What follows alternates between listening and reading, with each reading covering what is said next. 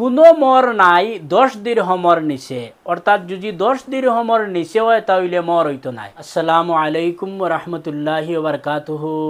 আলহামদুলিল্লাহ ওয়াসসালাতু ওয়াসসালামু আলা রাসূলিল্লাহ ওয়া বাদ।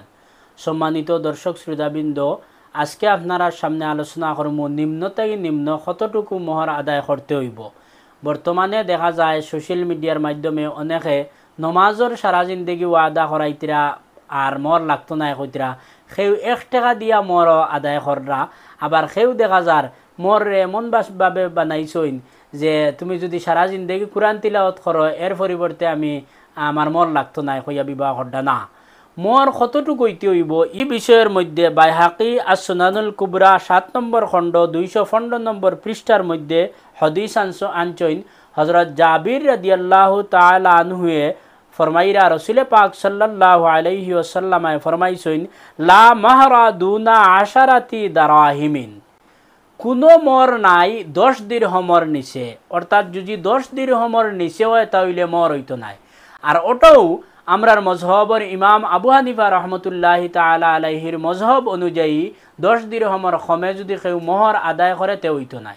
এখন আপনারা কইবা 10 দিরহম বলতে আমরা কিতা বুঝি আর কতটুক দিতাম। 10 দিরহম হইল গিয়া 2 তুলা 7 মাসা।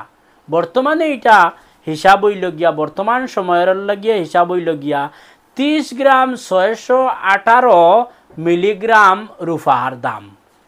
30 গ্রাম আমি আবার কইয়ার 30 গ্রাম 618 মিলিগ্রাম রুফার দাম হইল গিয়া 10 দিরহম।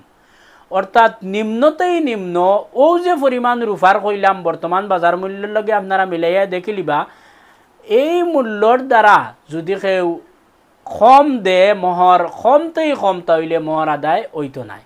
মনে করুক কোনো কোনো জায়গাত দেখা যায় যে মোর খুব বেশি গরিব মানুষ বিবাহর ক্ষেত্রে এখন বিবাহ কেমনে করতো, এগুলো গিয়া কমসে কম 10 দিরহম হইতো।